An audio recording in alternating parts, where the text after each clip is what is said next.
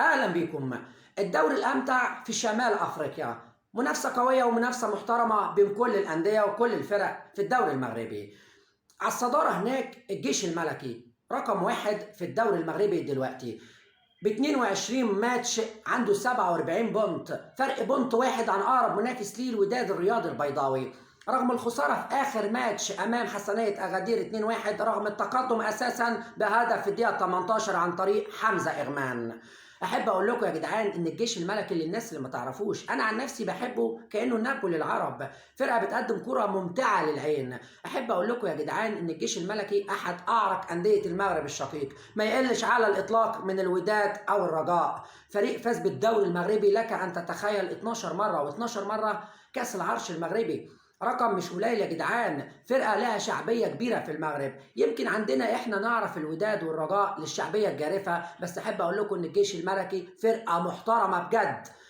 12 مره بالدوري و12 مره بكاس العرش، وفاز مره واحده بكاس افريقيا ومره بكاس الاتحاد الافريقي. احب اقول لكم بمناسبه الاتحاد، عنده ماتش امام الاتحاد الليبي بالبطوله العربيه غدا بمشيئه الرحمن.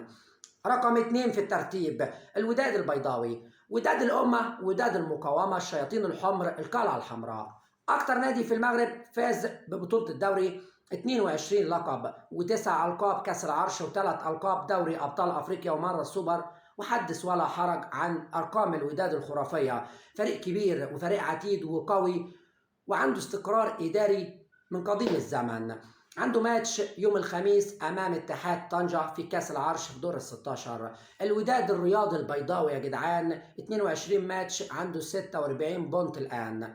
رقم 3 في الترتيب هو الفتح الرباطي، فريق رخم كرويا. تقول لي ازاي؟ اقول لك فريق منظم جدا وعنده تكتلات دفاعيه فوق الخيال. اخر ماتش تخيل غلب الرجاء 3 في الدوري المغربي. عموما يا جدعان احب اقول لكم الفتح الرباطي عنده 41 بونت من 22 ماتش، في نظام محترم في الدوري. 22 ماتش، ركز معايا يا عزيزي المشاهد لكل الانديه.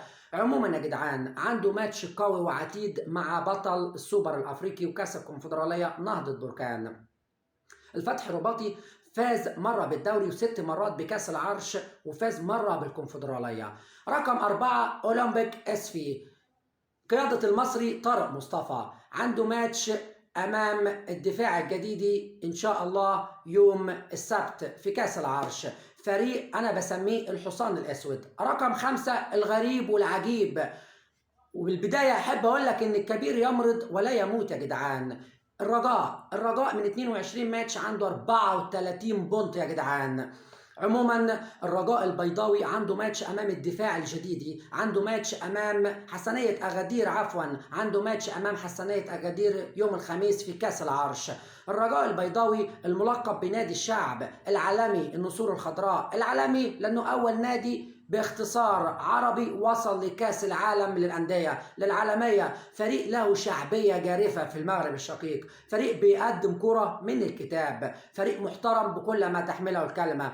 عنده ماتش قوي مع فريق رخم بقيادة عبد الهادي السكتيوي، والرجاء بقيادة منذر الكبير. أحب أقول لكم إن الرجاء فاز 12 مرة بالدوري المغربي و8 مرات بكأس العرش، وفاز 3 مرات بدوري الأبطال ومرتين بالكونفدرالية ومرتين بالسوبر. من الكتاب فرقة 10/10. عموما يا جدعان الدوري المغربي هو الدوري الأقوى بالنسبة لي في شمال أفريقيا، دوري محترم وبمنافسة قوية وشرسة. بصراحة يا جدعان تحية شكر وإشادة لكل المسؤولين في المغرب والقائمين على ملف ومجال الكورة. دمتم في أمان الله.